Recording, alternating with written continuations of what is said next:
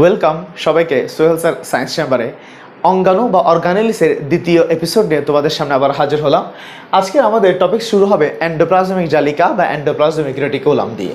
Endoplasmic জালিকা বা endoplasmic reticulum আবিষ্কার করেন বিজ্ঞানী পৌচার।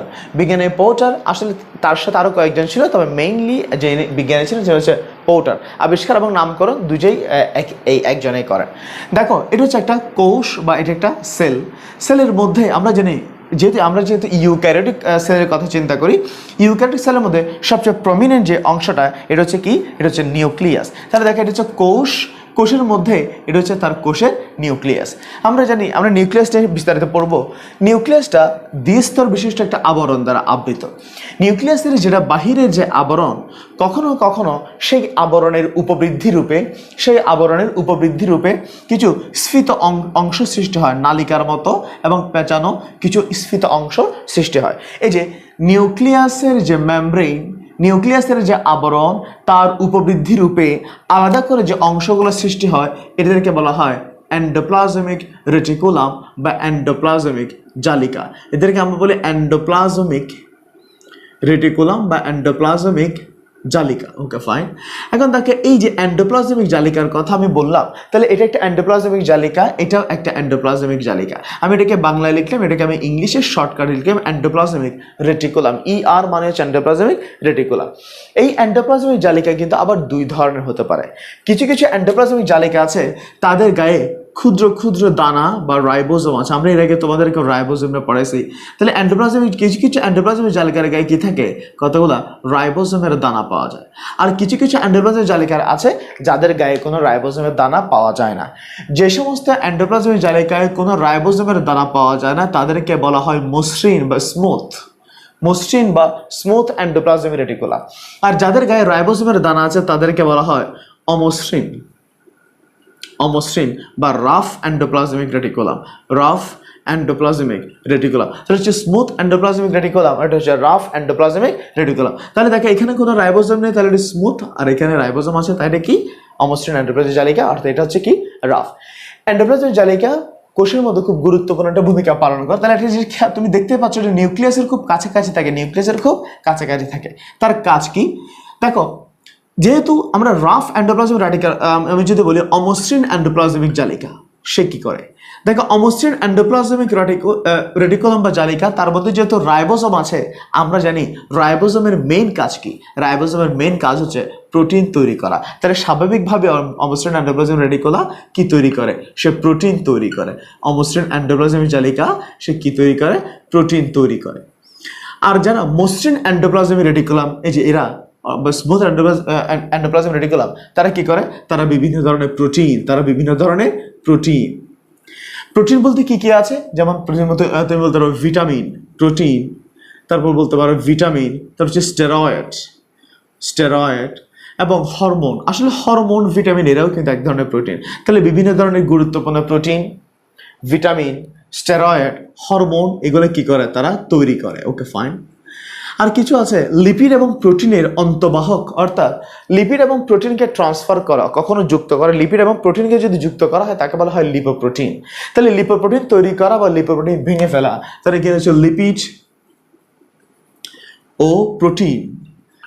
ও প্রোটিন এক্সচেঞ্জ করে বা যুক্ত করে, অর্থাৎ লিপিড এবং প্রোটিনের যাবতীয় বিপাক কি করে, নিয়ন্ত্রণ করে। এটাকে আমরা বাংলায় লিখছিলাম অন্তবাহক, অন্তর্বাহক রূপে কি করে, কাজ করে। লিপিড ও প্রোটিনের অন্তর্বাহক রূপে কাজ করে। তারপর হচ্ছে কোষের যে স্ট্রাকচার, সেই কোষের স্ট্রাকচারের মধ্যে কোষের দৃঢ়তা, তাহলে কোষের গঠন, সেল স্ট্রাকচার বা কোষের গাঠনিক উপাদান বা কোষের গঠনে সাহায্য করে। তাহলে দেখো, এগুলো হচ্ছে এন্ডোপ্লাজমিক জালিকার কাজ। তাহলে দেখো, অমসৃণ এন্ডোপ্লাজমিক জালিকা প্রোটিন তৈরি করে, মসৃণগুলো প্রোটিন, ভিটামিন, স্টেরয়েড, হরমোন ইত্যাদি তৈরি করে। লিপিড এবং প্রোটিন অন্তর্বাহক রূপে কাজ করে এবং কোষের কি করে, গঠনে সাহায্য করে। এন্ডোপ্লাজমিক রেটিকুলাম পরীক্ষার জন্য মোটামুটি অনুধাবনমূলকে আসতে পারে, তবে সৃজনশীলে অপেক্ষাকৃত কম আসে। এরপর আমরা যাব মসৃণ এন্ডোপ্লাজমিক জালিকা বা মসৃণ এন্ডোপ্লাজমিক জালিকার পর আমরা যাব গোলজি বস্তু ওই অংশের মধ্যে। এন্ডোপ্লাজমিক রেটিকুলামের পর একটা গুরুত্বপূর্ণ অঙ্গ হচ্ছে গোলজি বস্তু বা গলজি বডিস বা গলজি অ্যাপারেটাস। এটার আবিষ্কারক এবং নামকরণ উভয়ে হচ্ছে ক্যামিলো গলজি বা গলগি, হোয়াট এভার তুমি যাই বলো, 1898 সালে। এই যে এটা হচ্ছে সেল বা কোষ, সেমভাবে নিউক্লিয়াস, এটা হচ্ছে এন্ডোপ্লাজমিক রেটিকুলাম।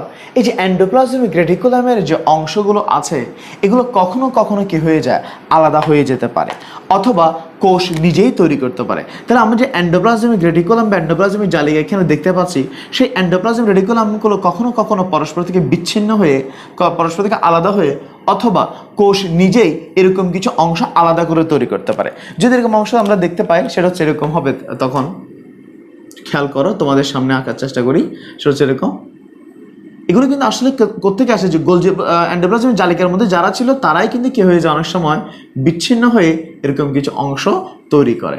এই যে এখন এরকম যদি অংশ তৈরি করে, তাহলে যদি তারা নিউক্লিয়াসের সাথে যুক্ত থাকে, এই ধরনের যে উপাদানগুলা যদি তারা নিউক্লিয়াসের সাথে যুক্ত থাকে, তখন তাকে বলি এন্ডোপ্লাজমিক জালিকা।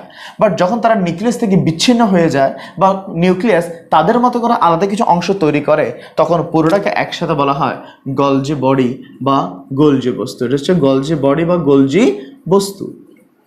এখন একটা জিনিস খেয়াল করো, গোলজি বস্তুর মধ্যে দুই ধরনের অংশ আছে, কিছু হচ্ছে লম্বা নালীর মতো, আর কিছু হচ্ছে গোলাকার। এই যে লম্বা নালীর মতো যে অংশগুলো আছে তাদেরকে বলা হয় সিস্টার্নি। তাদেরকে কি বলা হয়? এদেরকে বলা হয় সিস্টার্নি। এবং গোলাকার যে গহ্বরের মতো যেগুলো দেখতে পাচ্ছ এদেরকে বলা হয় ভেসিকল বা ভ্যাকিউল, হোয়াটএভার। তাহলে গোলজি বস্তুর মধ্যে দুই ধরনের অংশ আছে, একটা হচ্ছে লম্বা দণ্ডাকার রড লাইক সাবস্টেন্স। এই যে রড লাইক সাবস্টেন্স তাদেরকে বলা হয় সিস্টার্নি, আর যারা গোলাকার বস্তু তাদেরকে বলা হয় ভেসিকল। এদের দুইজনকে একসাথে বলা হয় গোলজি বস্তু। এই গোলজি বস্তু এবং এন্ডোপ্লাজমিক জালিকার মধ্যে পার্থক্য কোন জায়গায়? আসলে ওই যে বললাম, এন্ডোপ্লাজমিক জালিকা যদি কখনো নিউক্লিয়াস থেকে পৃথক হয়ে পড়ে, তখন তারা কি গঠন করে? গোলজি বস্তু গঠন করে। এবং কোষের সাইটোপ্লাজম নিজেও কিছু এরকম তাদের সাথে কি করে, একটা সাপোর্ট দিয়ে আর একটা অঙ্গাণু তৈরি করে, এদেরকে আমরা বলি গোলজি বস্তু। এখন গোলজি বস্তুর কাজ কি দেখো, গোলজি বস্তু কি করে। এন্ডোপ্লাজমিক জালিকা, যারা অমসৃণ এন্ডোপ্লাজমিক জালিকা ছিল, তারা প্রোটিন জাতীয় পদার্থ তৈরি করত। আর গোলজি বস্তু কি তৈরি করে? অপ্রোটিন জাতীয় পদার্থ, অপ্রোটিন বা নন প্রোটিন। তাহলে অপ্রোটিন পদার্থ এবং কিছু ভিটামিন ও কিছু ভিটামিন কি করে? তৈরি করে। তাহলে গোলজি বস্তু কি করে? অপ্রোটিন জাতীয় পদার্থ ও ভিটামিন কি করে? কিছু ভিটামিন তৈরি করে। ওকে, ফাইন। একটা হচ্ছে যখন একটা সেল যখন বিভাজিত হয়, ডিভিশন হয়, সেল যখন ডিভিশন হয়, একাধিক সেলের মধ্যে আমরা কোষ প্রাচীর পড়েছিলাম তোমাদেরকে। কোষ প্রাচীর গঠন সময় মধ্য পর্দা গঠন করে, প্রাথমিক প্রাচীর গঠন করে, বা কোষ ঝিল্লি গঠন করে, অর্থাৎ কোষ প্লেট গঠন করে। কোষ বিভাজনের সময় কি গঠন করে? কোষ প্লেট গঠন করে, সেল প্লেট। কোষ প্লেট গঠন করে, কোষ প্লেট গঠন করে। তারপর আর কি করে? তাহলে এই যে এন্ডোপ্লাজমিক জালিকা যে পদার্থগুলো তৈরি করে, তাদের পরিবহন এবং ধারণ, এই সমস্ত উপাদানগুলো অনেক সময় এখান থেকে পরিবাহিত হয়ে গোলজি বস্তু কি হয়? ধারণ হয়। তাহলে এন্ডোপ্লাজমিক রেটিকুলাম বা এন্ডোপ্লাজমিক জালিকায় তৈরিকৃত যে উপাদান, তৈরিকৃত পদার্থ কি করে? সে পদার্থ ধারণ করে। এবং কিছু কিছু বস্তুকে, যেমন আমাদের বিভিন্ন দেহের মধ্যে, আমাদের কোষের মধ্যে বিভিন্ন বস্তু আছে, তারা অন্যান্য অঙ্গাণু থেকে সৃষ্টি হয়ে কার কাছে আসে? গোলজি বস্তুর কাছে আসে। কেন? প্যাকেটজাত হওয়ার জন্য, একটা মডিফাইড একটা ফর্ম। তাহলে যে কোনো বস্তু কি হয়? গোলজি বস্তু দ্বারা কি হয়? বিভিন্ন রাসায়নিক পদার্থ বা বিপাকীয় বস্তু, বিভিন্ন রাসায়নিক পদার্থ ও বিপাকীয় বস্তু, অর্থাৎ যারা মেটাবলিজম অংশগ্রহণ করে, বিপাকীয় বস্তুকে কি করা হয়? বিপাকীয় বস্তু প্যাকেট করা হয়। প্যাকেট করে, এটা কিন্তু খুব গুরুত্বপূর্ণ। বিভিন্ন বিপাকীয় বস্তু প্যাকেট করে, অর্থাৎ তাদেরকে একটা নির্দিষ্ট ফর্মে নিয়ে আসে, গোছানো ফর্মে। যখন কোনো উপাদান, মনে করো অনেকগুলো হরমোন, একটা হরমোন যদি আলাদা আলাদা থাকে, অনেক সময় কি করতে পারে না? কাজ করতে পারে না। তাহলে একই রকম অনেকগুলো বস্তুকে একসাথে করা, প্যাকেটিং করা, এই কাজটা কে করে? এটা হচ্ছে গোলজি বস্তু করে। তারপর তারা কি করে? তাহলে গোলজি বস্তুকে অনেক সময় যেহেতু এক জায়গা থেকে এক জায়গায় বস্তু স্থানান্তর করে, তাহলে এন্ডোপ্লাজমিক জালিকা অন্য কোনো অঙ্গাণু থেকে এসে গোলজি বস্তুর কাছে আসে। গোলজি বস্তু তাদেরকে আবার কোথায় পাস করে? সাইটোপ্লাজমে পাস করে, অন্য অঙ্গাণুর কাছে পাস করে। তাই এটাকে বলা হয় কোষের ট্রাফিক পুলিশ। গোলজি বস্তুকে অনেক সময় কি বলা হয়? কোষের ট্রাফিক পুলিশ। যদি এটা সিলেবাসে নেই, তারপর তোমরা জেনে রাখতে পারো, এটা হচ্ছে গোলজি বস্তুর একটা নাম কি? কোষের ট্রাফিক পুলিশ। এটা মনে রাখতে পারো তোমরা। এরপর আমরা যাব আর একটা নতুন অংশের মধ্যে সেটা হচ্ছে নিউক্লিয়াস। কোষের সবচেয়ে গুরুত্বপূর্ণ যে অঙ্গাণুটা সেটা হচ্ছে কি নিউক্লিয়াস। এই যে নিউক্লিয়াস আবিষ্কার করেন বিজ্ঞানী রবার্ট ব্রাউন অর্কিড পত্রকোষে। এই যে বিজ্ঞানী রবার্ট ব্রাউন 1831 সালে অর্কিড পত্রকোষে বা অর্কিড পাতার কোষে প্রথম নিউক্লিয়াস আবিষ্কার করেন। একটা কোষের একটা সেলের মোটামুটি 10 থেকে 15%, তাহলে একটা মোট কোষের আমি যদি লিখি কোষের 10 থেকে 15% জায়গা দখল করে, কোষের 10 থেকে 15% জায়গা স্থান দখল করে, কোনো ক্ষেত্রে যেমন শুক্রাণুতে কিন্তু আমরা বলি শুক্রাণুতে 90% এই নিউক্লিয়াস, শুক্রাণুতে 90% এই কি নিউক্লিয়াস। তাহলে দেখো আমরা যে তোমাদেরকে নিউক্লিয়াসতে পড়াচ্ছি, নিউক্লিয়াস আবিষ্কার করেন বিজ্ঞানী রবার্ট ব্রাউন 1831 সালে অর্কিড পত্রকোষে। একটা কোষের টোটাল যে আয়তন বা ভলিউম তার 10 to 15% আয়তন দখল করে নিউক্লিয়াস। শুক্রাণুর ক্ষেত্রে 90% এই কি দ্বারা গঠিত, নিউক্লিয়াস দ্বারা গঠিত। শুধু আয়তন দখল করার ক্ষেত্রে নয়, ইভেন কাজের দিক থেকে সবচেয়ে গুরুত্বপূর্ণ কি নিউক্লিয়াস। আমরা এবার তোমাদেরকে নিউক্লিয়াসের স্ট্রাকচারটা দেখাবো তোমাদেরকে। যেমন এই যে নিউক্লিয়াস, আমরা এর আগে থেকে বলছিলাম নিউক্লিয়াস কি ঝিল্লিবিহীন নাকি ঝিল্লিবদ্ধ, তাহলে এটা হচ্ছে ঝিল্লিবদ্ধ। যেহেতু ঝিল্লিবদ্ধ তাহলে তার চারপাশে একটা আবরণ আছে। এই যে এই আবরণটাকে আমি যদি চিহ্নিত করতে চাই তাহলে দেখে এটা সেলের মধ্যে আমি এই পার্টটা মুছে ফেললাম, সেলের মধ্যে এই পার্টটাকে আমি কি করে দিলাম, মুছে দিলাম চিহ্নিত করার জন্য। নিউক্লিয়াসের চারপাশে যে দ্বিস্তরী, কয়স্তরী, এটা দ্বিস্তরী এবং এটা লিপোপ্রোটিন নির্মিত, দ্বিস্তরী এবং লিপোপ্রোটিন নির্মিত। এই যে দ্বিস্তরী লিপোপ্রোটিন নির্মিত, এটা আবার অর্ধবেদ্য। এটা কেমন পর্দা, এটা হচ্ছে অর্ধবেদ্য। তাহলে দেখো দ্বিস্তরী লিপোপ্রোটিন নির্মিত অর্ধবেদ্য। এই যে লিপোপ্রোটিন ওয়ার্ডটাকে ভেঙে দেখলে দুটো ওয়ার্ড পাই, একটা হচ্ছে লিপো, একটা হচ্ছে প্রোটিন। লিপো মানে হচ্ছে লিপিড আর প্রোটিন মানে কি আমিষ। তাহলে এটা হচ্ছে দ্বিস্তরী লিপোপ্রোটিন নির্মিত এবং অর্ধবেদ্য। অর্ধবেদ্য মানে কি সেমি পারমিয়েবল, অর্থাৎ যার মধ্যে দিয়ে শুধু দ্রাবক বা পানি যেতে পারে, দ্রব যেতে পারে না। এই যে যে আবরণটা পাওয়া যায় এটাকে বলা হয় নিউক্লিয়ার মেমব্রেন, এটাকে বলা হয় নিউক্লিয়ার মেমব্রেন বা নিউক্লিয়ার ঝিল্লি বা নিউক্লিয়ার পর্দা, নিউক্লিয়ার ঝিল্লি বা নিউক্লিয়ার পর্দা তুমি যাই বলো। তাহলে নিউক্লিয়ার মেমব্রেন বা নিউক্লিয়ার পর্দা। এই যে নিউক্লিয়ার পর্দার মাঝখানে কতগুলো কি আছে, ছিদ্র আছে। নিউক্লিয়ার পর্দার মাঝখানে যে ছিদ্রগুলো আছে এই ছিদ্রগুলোকে বলা হয় নিউক্লিয়ার পোর। এই যে ছিদ্রগুলোকে বলা হয় নিউক্লিয়ার, এগুলো বাংলা তুলনায় ইংলিশটা আরো বেশি ইম্পর্টেন্ট। নিউক্লিয়ার পোর, PORE।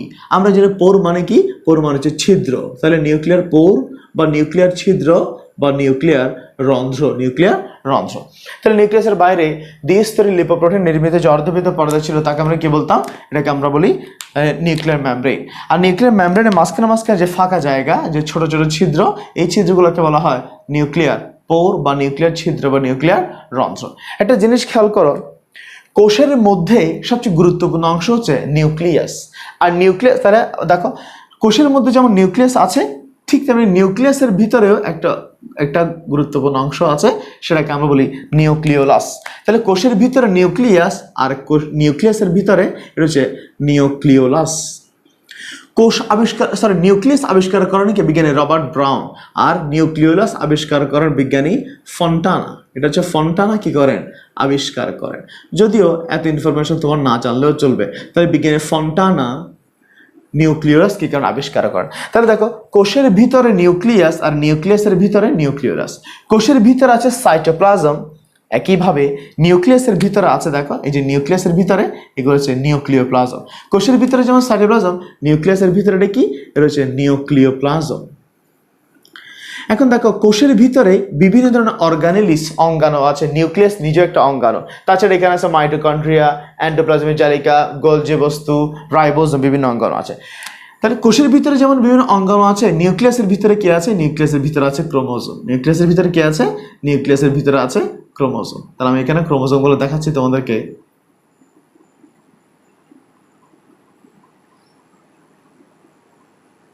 তাহলে দেখো কোষের ভিতরে আছে অঙ্গাণু আর নিউক্লিয়াসের ভিতরে কি আছে, নিউক্লিয়াসের ভিতরে আছে ক্রোমোজোম। তাহলে নিউক্লিয়াসের যাবতীয় কাজ আসলে আমরা বলি নিউক্লিয়াস হচ্ছে কোষের সবচেয়ে গুরুত্বপূর্ণ, সবসময় আগে থেকে জেনে আসতেছো যে নিউক্লিয়াস হচ্ছে সবচেয়ে গুরুত্বপূর্ণ। কেন এত গুরুত্বপূর্ণ? একটা কোষের মাইটোকন্ড্রিয়া কি কাজটা করবে, এন্ডোপ্লাজম রেটিকুলাম, গলজি বস্তু, সেন্ট্রোসোম, রাইবোসোম, ওরা কোন কোন কাজ করবে, কিভাবে করবে, সব কাজের ইনফরমেশন আসে কোথায়? এই ইনফরমেশন আসে আসলে ক্রোমোজোম থেকে। এবং এই ক্রোমোজোম কে ধারণ করে? নিউক্লিয়াস ধারণ করে। যেহেতু কোষের সকল কাজের ইনফরমেশন ক্রোমোজোমে থাকে এবং ক্রোমোজোম নিউক্লিয়াসে থাকে, তাই নিউক্লিয়াসকে বলা হয় মাদার অর্গান বা কোষের সবচেয়ে গুরুত্বপূর্ণ অংশ। এখন নিউক্লিয়াসের কাজ কি? দেহের যাবতীয় বিপাকীয় কাজের নিয়ন্ত্রণ করে কে? নিউক্লিয়াস। এখন আমরা নিউক্লিয়াসের মধ্যে যেটা সবচেয়ে গুরুত্বপূর্ণ অংশ কি পাচ্ছি? ক্রোমোজোম পাচ্ছি। সেই ক্রোমোজোম নিয়ে তোমাকে পড়াবো। ক্রোমোজোমের আবিষ্কারক হচ্ছেন বিজ্ঞানী স্ট্রাসবার্গার 1875 সালে। এখন দেখো ক্রোমোজোম দেখা একটা জিনিস খেয়াল করো, ক্রোমোজোম কোথায় আছে? ক্রোমোজোম হচ্ছে নিউক্লিয়াসের ভিতরে। তাহলে দেখো ক্রোমোজোম হচ্ছে সে কোথায় আছে? সে আছে নিউক্লিয়াসের ভিতরে। আমরা বলি নিউক্লিয়াসে বিদ্যমান, নিউক্লিয়াসে বিদ্যমান। এখন আমি যদি দেখো নিউক্লিয়াসে বিদ্যমান আমি একটা ক্লু পেলাম যে নিউক্লিয়াসে বিদ্যমান। এবার দেখো ক্রোমোজোম এই ওয়ার্ডটাকে ভেঙে দেখলে, আমি যদি দেখি ক্রোমোজোম ওয়ার্ডটাকে ভেঙে দেখলে আমরা দুইটা ওয়ার্ড পাবো। একটা হচ্ছে ক্রোম, একটা হচ্ছে ক্রোম, একটা হচ্ছে সোম। একটা ক্রোম, একটা কি? সোম। গত ক্লাস আমরা তোমাদেরকে পড়াইছিলাম ক্রোম মানে কি? ক্রোম মানে হচ্ছে রঞ্জক পদার্থ। আর সোম মানে কি? সোম মানে হচ্ছে ক্ষুদ্র বস্তু, ক্ষুদ্র বস্তু। দ্যাট মিনস ক্রোমোজোম মানে হচ্ছে এক ধরনের ক্ষুদ্র বস্তু যেটা কি ধারণ করে? রঞ্জক বা কালার বা পিগমেন্ট ধারণ করে। তাহলে একটা ইনফরমেশন পেলাম সে কোথায় বিদ্যমান? নিউক্লিয়াসে বিদ্যমান। আর একটা ইনফরমেশন তার নামের মধ্যে আছে ক্রোমোজোম। জোম মানে ক্ষুদ্র বস্তু, ক্রোম মানে কি? রঞ্জক পদার্থ। এখানে এবার আমরা বলি তার কাজটা কি আসলে? এই যে তার কাজ হচ্ছে বংশগতীয় বৈশিষ্ট্য পরিবহন করা। আমরা বলি এই ছেলেটা তার বাবার মতো লম্বা, এই ছেলেটা তার দাদার মতো মেজাজি, এই মেয়েটা তার মায়ের মতো ফর্সা। এই যে এই কথাগুলা, এই যে তার এই বৈশিষ্ট্য তার বংশ পরম্পরায় যে আসে, এই যে বংশগতীয় বৈশিষ্ট্য কি করে? পরিবহন করে। বংশগতীয় বৈশিষ্ট্য কি করে? পরিবহন করবে, স্থানান্তর করে। তাহলে এগুলো হচ্ছে ক্রোমোজোম সম্পর্কে আইডিয়ার একটা গুরুত্বপূর্ণ ক্লু। তাই আমি তিনটা ক্লু পেলাম। একটা হচ্ছে নিউক্লিয়াসে বিদ্যমান, রঞ্জক পদার্থ ধারণকারী ক্ষুদ্র বস্তু এবং বংশগত বৈশিষ্ট্য পরিবহন করে। আমি যদি কথাটা এভাবে বলি, আবার সংজ্ঞা বলতে চাই, ক্রোমোজোমের সংজ্ঞা পরীক্ষায় আসে, তাহলে সংজ্ঞা কিভাবে লিখবা? নিউক্লিয়াসে বিদ্যমান রঞ্জক ধারণকারী যে ক্ষুদ্র বস্তু জীবের বংশগত বৈশিষ্ট্য পরিবহন করে তাকে ক্রোমোজোম বলে। নিউক্লিয়াসে বিদ্যমান রঞ্জক ধারণকারী যে ক্ষুদ্র বস্তু জীবের বংশগত বৈশিষ্ট্য পরিবহন করে তাকে কি বলে? ক্রোমোজোম বলে। এখন দেখো ক্রোমোজোমের ডেফিনেশনটা বা সংজ্ঞাটা আমরা জানলাম। এখন আমাকে জানতে হবে ক্রোমোজোমের স্ট্রাকচারটা দেখতে কেমন। আমি যখন কোন মাইক্রোস্কোপের নিচে দেখবো, প্রথমে মাইক্রোস্কোপের নিচে দেখার সময় একটা ক্রোমোজোমকে মনে করে এই ক্রোমোজোমটাকে আমি বের করে নিয়ে আসবো। যখন আমি একটা মাইক্রোস্কোপ এর মাধ্যমে যখন দেখতে যাব একটা ক্রোমোজোমকে আমি যখন এরকম বের করে নিয়ে আসবো, তখন দেখতে জাস্ট একটা সুতার মতো বলে মনে হয়। ক্রোমোজোমকে দেখতে মনে হয় একটা সুতার মতো, একটা ফাইবারের মতো। বাট আমি যখন মাইক্রোস্কোপ দিয়ে তখন যখন জুম করব, মনে করো আমি জুম আউট করবো, তখন আরেকটা যখন জুম করবো, পাওয়ার যখন বাড়াবো, তখন দেখবো এই যে সুতার মতো যে অংশটা দেখতে পাচ্ছ, তার মধ্যে একটা কি পাওয়া যায়? তার মধ্যে একটা গিটের মতো বা একটা দানার মতো অংশ পাওয়া যায়। আমি যখন এটাকে আরো জুম আউট করব, তখন দেখবো যে প্রথমে যে গিটের দুই পাশে কয়টা সুতার মতো ছিল, দুই পাশে দুইটা সুতার মতো ছিল। আর এখন দেখবো এক পাশেই কয়টা করে? দুইটা করে পাওয়া যাচ্ছে।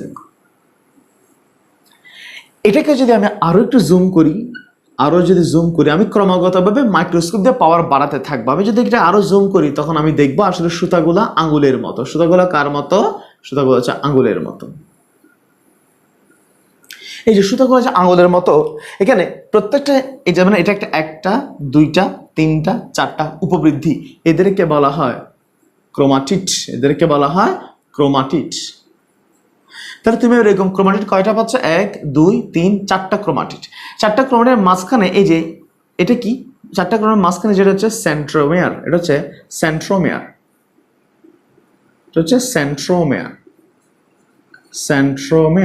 Okay fine. এবার দেখো তুমি যখন আরো একটু জুম করবা, আরো যখন বিস্তারিত দেখবা, তখন দেখো ক্রোমাটিড এর মাঝখানে অনেকগুলো সুতার মতো অংশ পাচ্ছ। ক্রোমাটিডের মাঝখানে অনেকগুলো কি পাচ্ছ? সুতার মতো অংশ পাচ্ছ। ক্রোমাটিডের মাঝখানে আরো যে সুতার মতো অংশ পাওয়া যায় তাদেরকে বলা হয় ক্রোমোনেমা। এদেরকে বলা হয় ক্রোমোনেমা। আসলে ক্রোমোনেমা আর ক্রোমাটিড একই, বাট একটা হচ্ছে সরু সুতার মতো, একটা হচ্ছে গুচ্ছ। যখন একটা সুতা হলে তাকে আমরা বলি ক্রোমোনেমা, অনেকগুলো সুতা যখন পেঁচিয়ে যায় তখন তাকে কি বলা হয়? ক্রোমাটিড বলা হয়। তাই একটা ক্রোমোজোমকে যখন বের করে দেখবো, দেখতে পাবো একটা সুতার মতো, আস্তে আস্তে জুম করে করে দেখলে তার মধ্যে এরকম একটা অংশ পাবো। এখানে একটা কথা বলি, সেটা হচ্ছে ক্রোমোজোমের নাম কি? ক্রোমোজোমের নাম হচ্ছে যে রঞ্জক ধারণ করে বা পিগমেন্ট ধারণ করে। অ্যাকচুয়ালি ক্রোমোজোমের সকল অংশ কি ধারণ করে না? পিগমেন্ট ধারণ করে না। শুধু এই ক্রোমাটিড এবং ক্রোমোনেমা এরাই কি ধারণ করে? রঞ্জক ধারণ করে। আর যে সেন্ট্রোমিয়ার, এই সেন্ট্রোমিয়ার কিন্তু কোনো রঞ্জক ধারণ করে না। তাহলে দেখো, যদিও ক্রোমোজোমের নামের মধ্যে আছে সে রং ধারণ করে, কিন্তু আমি যদি তোমাকে এটা বেসিক্যাল কোয়েশ্চেন করি, ক্রোমোজোমের মধ্যে এমন একটা অঞ্চল বল যেটা রং ধারণ করে না, সেটা কি? সেটা হচ্ছে সেন্ট্রোমিয়ার। এখন আমরা এই ক্রোমোজোমটা আরো একটু বিস্তারিত তোমাদেরকে দেখাবো, বা এই ক্রোমোজোমের আরো বিস্তারিত কথা বলবো।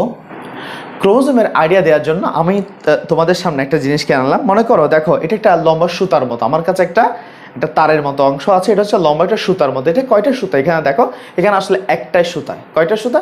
একটা সুতা। বাট এই একটা সুতাকে আমি যদি এরকম করে তোমাকে পেঁচিয়ে দেখাই, এখন তোমার কাছে কয়টা সুতা মনে হবে? দেখো, এখন তোমার কাছে মনে হবে এখানে দুইটা সুতা। বাট আমি যদি এখানে আরো একটু প্যাঁচ বাড়াই, তখন তোমার কাছে মনে হবে এখানে আসলে চারটা সুতা। দেখো, এখানে কয়টা সুতা মনে হচ্ছে? চারটা সুতা। যদি এটাকে আমি ক্রমাগতভাবে এরকম করে পেঁচাতেই থাকি, তখন তোমার কাছে মনে হবে সুতা অনেকগুলো। এই যে অনেকগুলো সুতা তোমার কাছে মনে হচ্ছে, আসলে এখানে টোটাল সুতা কয়টা? একটা। বাট এটাই আমি বারবার পেঁচানোর কারণে, ভাঁজ করার কারণে তোমার কাছে অনেকগুলো সুতা মনে হচ্ছে। আবার মনে কর, আমি এটাকে এরকম করে একটা গিট দিলাম, আমি সুতাগুলোকে ধরে একটা কি দিলাম? গিট দিলাম। তাহলে আমি যদি সুতাগুলোকে গিট দিই, তুমি দেখো এখানে এই যে গিট দেওয়ার পরে একটা একটা মাঝখানে একটা অঞ্চল সৃষ্টি হচ্ছে, একেবারে শক্ত, একেবারে গাঢ় একটা অঞ্চল সৃষ্টি হচ্ছে। এই যে এটা হচ্ছে আসলে ক্রোমোজোম। ক্রোমোজোমটা কি? আসলে এটা হচ্ছে একটা সুতার মতো। ক্রোমোজোমটা কি? একটা সুতার মতো। এই যে ক্রোমোজোমের মধ্যে যে একটা সুতা, সেটা বারবার বারবার পেঁচিয়ে পেঁচিয়ে মনে হয় তোমার কাছে অনেকগুলো অংশের মতো মনে হচ্ছে। তাহলে দেখো, এটা পুরোটাকে একটা বলে ক্রোমাটিড। পুরোটাকে একটা কি বলি? ক্রোমাটিড। ক্রোমাটিডের মধ্যে যে ছোট ছোট যে অংশগুলো পাচ্ছি, ক্রোমাটিডের মধ্যে যে ছোট ছোট অংশগুলো পাচ্ছি, এদেরকে বলা হয় ক্রোমোনেমা। এদেরকে কি বলা হয়? ক্রোমোনেমা। সেম ভাবে এটা একটা ক্রোমাটিড। ক্রোমাটিডের মধ্যে এগুলো কি? ক্রোমোনেমা। আর মাঝখানে যেটা অধিকতর গাঢ় অঞ্চল, এটা আসলে সেন্ট্রোমিয়ার। এটা কি আসলে? সেন্ট্রোমিয়ার। তাহলে এরকম, এটা সেন্ট্রোমিয়ারটা কি? ওই যে একটা সুতা যেখানে সবচেয়ে বেশি প্যাঁচ খেয়ে গেছে, সবচেয়ে বেশি গিট লেগে গেছে, এটাকে আমরা কি বলি? সেন্ট্রোমিয়ার। একটা ক্রোমোজোমের টোটাল ভিউটা একটা আমারও দেখি। তাহলে মনে করো এটা একটা ক্রোমোজোম। এই ক্রোমোজোমের মধ্যে যদি একটা পেঁচানো অঞ্চল থাকে, এটাকে আমরা কি বলি? তাহলে এগুলো হচ্ছে ক্রোমাটিড। এগুলো কি? ক্রোমাটিড বা বাহু। আর এটা হচ্ছে সেন্ট্রোমিয়ার। এটা কি? এটা হচ্ছে সেন্ট্রোমিয়ার। ক্রোমোজোমের একটা প্রবণতা হচ্ছে, সেই ক্রোমোজোম বারবার বারবার কি হতে চায়? সে বারবার পেঁচিয়ে যেতে চায়। ক্রোমোজোমের একটা ধর্ম হচ্ছে সে বারবার পেঁচিয়ে যেতে চায়। কখনো কখনো দেখা যায়, এই যে মনে করো এটা হচ্ছে একটা সেন্ট্রোমিয়ার আছে তার কাছে, একটা নির্দিষ্ট সেন্ট্রোমিয়ার তার কাছে আছে। এই সেন্ট্রোমিয়ার থাকার পরে সে আবারও প্যাচ খেয়ে একটা বড় একটা প্যাচ সৃষ্টি করলো। তাহলে এটা তো প্রথম দিকে আমরা কি বলি? তো প্রথমবার প্যাচ খাইছিল এটা, এই যে যেটা প্রথমবার প্যাচ খাইছিল তাকে আমরা কি বলতাম? এটাকে বলতাম সেন্ট্রোমিয়ার। এটাকে আমি কি বলতাম? সেন্ট্রোমিয়ার। এই সেন্ট্রোমিয়ারের একটা নাম হচ্ছে প্রাইমারি কুঞ্চন বা প্রাথমিক কুঞ্চন বা প্রাইমারি কয়েলিং। তাহলে এটাকে আমরা বলি প্রাইমারি কয়েলিং। প্রাইমারি কয়েলিং অর্থাৎ প্রাইমারি কুঞ্চন। কিন্তু কথা হচ্ছে, এই প্রাইমারি কয়েলিং যেটা, সেটাই সেন্ট্রোমিয়ার। এখন সে দ্বিতীয়বার কি খেয়ে গেছে? প্যাচ খেয়ে গেছে। যদি দ্বিতীয়বার প্যাচ খেয়ে যায়, এটাকে বলা হয় সেকেন্ডারি কয়েলিং বা গৌণ কুঞ্চন। সেকেন্ডারি কয়েলিং, বা যদি বাংলায় লিখি সেটাকে বলবো গৌণ কুঞ্চন। তাহলে যেটা প্রাইমারি কুঞ্চন সেটাকে আমরা কি বলি? সেটাকে আমরা বলি প্রাইমারি কয়েলিং। আর যেটা সেকেন্ডারি কুঞ্চন তাকে বলে গৌণ কুঞ্চন। এখন এটা হচ্ছে ক্রোমাটিড। ক্রোমাটিড, মাঝখানে সেন্ট্রোমিয়ার ছিল, আরও যখন পেঁচিয়ে গেছে, এই যে সেকেন্ডারি কুঞ্চনের পরে ক্রোমোজোমের যে অংশটা থাকে, এটাকে বলা হয় স্যাটেলাইট। এটাকে কি বলা হয়? এটাকে বলা হয় স্যাটেলাইট। এটাকে কি বলে? স্যাটেলাইট। আর আমি যদি এই যে ক্রোমোজোম যেটা দেখতে পাচ্ছ তুমি, ক্রোমাটিড, এই ক্রোমাটিডকে যদি ভেঙে দেখি, এখানে অসংখ্য কি পাবো? এখানে অসংখ্য পাবো ক্রোমোনেমা। অসংখ্য কি পাবো? ক্রোমোনেমা পাবো। তোমাদের বইতে এরকম একটা চিত্র আছে, সেটা হচ্ছে তোমাদের বইতে এরকম একটা চিত্র আছে, দেখো আমি যদি এরকম করে আঁকি,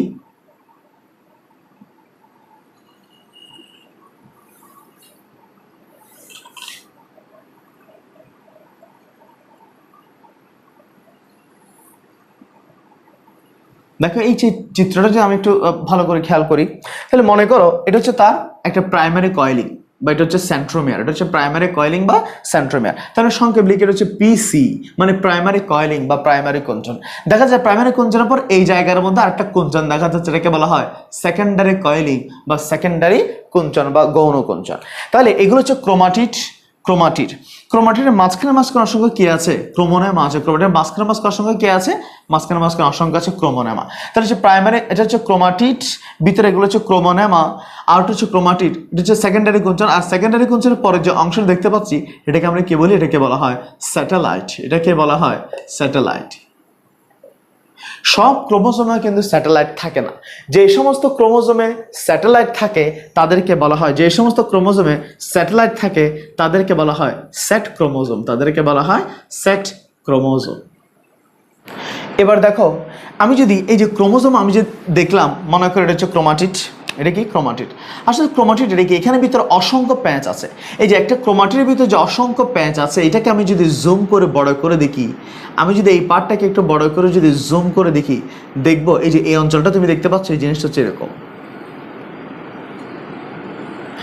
এই যে এটা ক্রোমাটিড, একটা ক্রোমাটিডের মধ্যে অনেকগুলো সুতা পেঁচিয়ে তুমি দেখবা। যখন এটাকে জুম করে দেখবো তখন দেখবে এটা দ্বিসূত্রক একটা পেঁচানো অঞ্চল সৃষ্টি করছে, দ্বিসূত্রক একটা পেঁচানো অঞ্চল সৃষ্টি করছে। এটাকে আমরা বলি ডিএনএ। এটাকে আমরা কি বলি? ডিএনএ। অর্থাৎ একটা ক্রোমোজোমের মধ্যে যে ক্রোমাটিড আছে, সেই ক্রোমাটিডকে আমি যখন বিশ্লেষণ করে দেখবো, একেবারে ভিতরে গেলে দেখবো দ্বিসূত্রক একটা পেঁচানো অংশ, এটাকে আমরা কি বলি? এটাই হচ্ছে আমাদের ডিএনএ। সো আমরা এর পরবর্তী অংশে যাবো। আসলে ক্রোমোজোমের কাজ কি? ক্রোমোজোমের কাজ হচ্ছে কোষ বিভাজনে সাহায্য করা, জীবের বংশগতি ও বৈশিষ্ট্য কি করা? পরিবহন করা। তাহলে আসলে কোষ বিভাজনে সাহায্য করাটা বলার দরকার, তোমরা বলবা কি? জীবের বংশগতি ও বৈশিষ্ট্য পরিবহন করা। এবং একটা জীব দেহে যত কাজ হয় সব কাজের অর্ডার আসে কোত্থেকে? এই ক্রোমোজোম থেকে। আমরা বলি সব কিছু আগে থেকে লেখা আছে, আল্লাহ সব কিছু আগে থেকে লিখে রাখছেন। আসলে আল্লাহ যে সব কিছু আগে থেকে লিখে রাখছেন, এটা কোথায় লিখে রাখছেন? এটা হচ্ছে ক্রোমোজোমের মাধ্যমে। ঠিক আছে? তাহলে ক্রোমোজোম কিন্তু পুরো জীবের সমস্ত অর্ডার কি করে? সে বহন করে। এখন তোমাদেরকে দেখাবো সেন্ট্রোসোম। এই যে সেন্ট্রোসোম, এটা আবিষ্কার করেন বিজ্ঞানী ভন ভ্যান্ডেন এবং এটার নামকরণ করেন বিজ্ঞানী থিওডর বোভেরি। এখন দেখো, এটা হচ্ছে কোষ বা সেলের মধ্যে কোষ বিভাজনে সাহায্য করে একটা অঙ্গাণু আছে, সেটা হচ্ছে কি? সেন্ট্রোসোম। তাহলে দেখো, এটা হচ্ছে আমি বললাম এটা হচ্ছে একটা কি? সেন্ট্রোসোম। এই যে এটা হচ্ছে সেন্ট্রোসোম, এই সেন্ট্রোসোমের ভিতরে কিছু অর্ধতরল সজীব জেলি সদৃশ পদার্থ আছে। এই যে অর্ধতরল সজীব যে জেলি সদৃশ পদার্থ আছে তাদেরকে আমরা বলি সেন্ট্রোস্ফিয়ার। এদেরকে বলা হয় সেন্ট্রোস্ফিয়ার। তাহলে পুরোটা হচ্ছে সেন্ট্রোসোম, আর সেন্ট্রোসোমের ভিতরে যে অর্ধতরল সজীব জেলি সদৃশ পদার্থ আছে তাদেরকে বলা হয় সেন্ট্রোস্ফিয়ার। আসলে এরা এক ধরনের ম্যাট্রিক্স বা এরা এক ধরনের প্লাজম বা প্লাজমা। এই যে সেন্ট্রোস্ফিয়ারের মধ্যে ভাসমান কতগুলা নালিকার মতো কিছু অংশ এখানে পাওয়া যায়। দেখো, নালিকার মতো কিছু অংশ পাওয়া যায়। তাহলে মনে করি এখানে কিছু নালিকার কতগুলো গুচ্ছ পাওয়া যায়। এগুলো একটা দানা করে থাকে, গুচ্ছ করে থাকে। দেখ, এগুলো গুচ্ছ করে থাকে। এই যে সেন্ট্রোসোমের মধ্যে যে নালিকার মতো অঙ্গ দ্বারা গঠিত যে গুচ্ছবদ্ধ যে অংশটা, এরকম একটা গুচ্ছকে বলা হয় সেন্ট্রিওল। এটাকে বলা হয় সেন্ট্রিওল। এগুলো বাংলার ইংলিশ সেম, আমি তাই ইংলিশটা লিখি, এটাকে বলা হয় সেন্ট্রিওল। তাহলে এটা হচ্ছে সেন্ট্রোসোম। সেন্ট্রোসোমের ভিতরে হচ্ছে সেন্ট্রোস্ফিয়ারের মধ্যে ভাসমান নালিকার মতো কিছু অংশ দ্বারা গঠিত গুচ্ছাকার যে অংশটা তাকে বলা হয় সেন্ট্রিওল। আমি যদি একটা সেন্ট্রিওলকে যদি বের করে দেখি, মনে করে একটা সেন্ট্রিওলকে আমি বের করে দেখতে চাচ্ছি, তাহলে দেখো এটা একটা সেন্ট্রোমিয়ার, এটা হচ্ছে একটা সেন্ট্রিওল। সেন্ট্রিওলের মধ্যে অনেকগুলো কি আছে? ছোট ছোট তুমি কি পাচ্ছ? কিছু এরকম অংশ পাচ্ছ।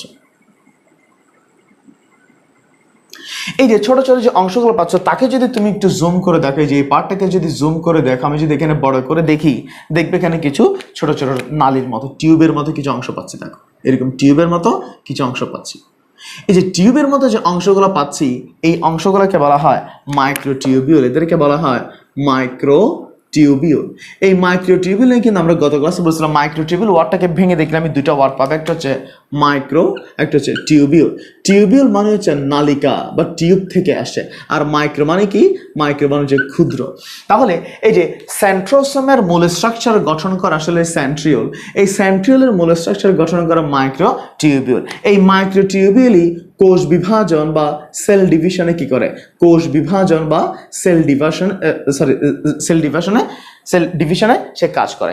একটা জিনিস খেয়াল করো, সেন্ট্রোসোম এটা উদ্ভিদ কোষে থাকে না কিন্তু প্রাণী কোষে থাকে। উদ্ভিদ কোষে থাকে না, প্রাণী কোষে থাকে, এই কথাটা তোমরা আগে থেকে জানো।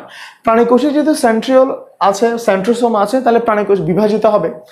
আমি যখন এই কথাটা বলবো তখন স্টুডেন্ট আমাকে প্রশ্ন করতে পারে, স্যার উদ্ভিদ কোষে তো আপনি বললেন সেন্ট্রোসোম নেই, বা আমরা আগে থেকে জানি উদ্ভিদ কোষে সেন্ট্রোসোম নেই বা সেন্ট্রিওল নেই, তাহলে এই উদ্ভিদ কোষ কিভাবে বিভাজিত হয়? উদ্ভিদ কোষের সাথে বিভাজিত হয়। দেখো আসলে উদ্ভিদ কোষের মধ্যে কি আছে? মাইক্রোটিউবিউল আছে, এবং কোষ বিভাজনের মেইন কাজটা কে করে? মাইক্রোটিউবিউল। তাহলে উদ্ভিদ কোষে কোষ বিভাজনের জন্য কি থাকে? মাইক্রোটিউবিউল থাকে। বাট মাইক্রোটিউবিউলগুলো কিভাবে একটা গুছানো ফর্মে, একটা গুচ্ছবদ্ধ ফর্মে থাকে না, এগুলো বিচ্ছিন্ন করে থাকে।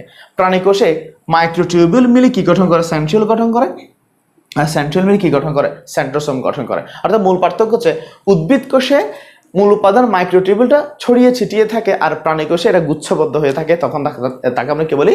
সেন্ট্রোসোম। তাহলে এই যে সেন্ট্রিওল, এগুলো আদিকোষ, তারপর ডায়াটম জাতীয় শৈবাল, ইস্ট, এই সমস্ত কোষের মধ্যে এবং উদ্ভিদ কোষের মধ্যে কি থাকে না? সেন্ট্রোসোম থাকে না, কিন্তু বাকি প্রাণী কোষের মধ্যে সেন্ট্রোসোম থাকে। এটার কাজ কি? এটার কাজ হচ্ছে কোষ বিভাজনে কি করে? সাহায্য করে। এখানে আরো একটা কাজ আছে, তাহলে একটা কাজ হচ্ছে কোষ বিভাজনে সাহায্য করে, হচ্ছে শুক্রাণুর কি গঠন করে? শুক্রাণুর লেজ গঠন করে। শুক্রাণুর লেজ গঠন করে। অঙ্গাণুর আলোচনার সর্বশেষ যে অঙ্গাণুটি আমরা পড়বো সেটা হচ্ছে কোষ গহ্বর বা ভেসিকল বা ভ্যাকিউল। ভেসিকল বা ভ্যাকিউল মানে আসলে কি? গহ্বর বা গর্ত। Okay fine. আচ্ছা কোষ গহ্বর এটা কি? এটা একটা ইন্টারেস্টিং জিনিস। আমি যদি কাউকে বলি কোষ গহ্বর মানে কি, আসলে এক কথা যদি বলতে চাও, কোষ গহ্বর হচ্ছে কোষের স্টোর রুম। আমাদের সবার বাসায় কি আছে? একটা নির্দিষ্ট স্টোর রুম আছে। আমি যদি কাউকে জিজ্ঞেস করি, আচ্ছা তোমাদের স্টোর রুমে তোমরা কি রাখো? অনেকে বলবে, স্যার আমরা অপ্রয়োজনীয় জিনিস রাখি, স্যার আমরা অব্যবহৃত জিনিস রাখি। আসলে কিন্তু স্টোর রুমে আমরা কি রাখি বলতো? স্টোর রুমে আমরা এমন বস্তু রাখি যেটা আমার এখন দরকার নেই, কিন্তু আমার পরবর্তীতে দরকার হবে। যেমন শীতকালের কম্বলটা গরমকালে আসলে কোথায় রাখি? স্টোর রুমে রাখি। কোরবানের সময় যে বড় বড় ডেস্ক ইউজ করি, সেই ডেস্কগুলো আমরা কোথায় রাখি? আবার স্টোর রুমে রেখে দিই। দ্যাট মিনস আমরা কোষের আমাদের স্টোর রুমে আমরা এমন বস্তু রাখি যেটা আমার এখন দরকার নেই, কিন্তু পরবর্তীতে দরকার হবে। একইভাবে কোষের যে স্টোর রুম সেটা হচ্ছে কোষ গহ্বর। কোষ এখানে এমন বস্তু জমা রাখে যা তার এখন দরকার নেই, কিন্তু পরবর্তীতে দরকার হবে। তাহলে কোষ গহ্বরের মধ্যে সে কি জমা রাখে? সে কি জমা রাখে? এই যে কি জমা রাখে এটা বলার জন্য আমি একটা ওয়ার্ড বলি, সেটা হচ্ছে আশ্চর্য পানি। আমি যদি বলি সে কি জমা রাখে, তখন আমি একটা লাইন বলি, সেটা হচ্ছে আশ্চর্য পানি। তাহলে সবাই বলো, বা তুমি প্র্যাকটিস করবা, কোষ গহ্বরের মধ্যে কোষ কি জমা রাখে? মনে রাখবা আশ্চর্য পানি। এই যে আশ্চর্য পানি, এই ওয়ার্ডটাকে আমি যদি ভেঙে লিখি, আমি যদি এভাবে লিখি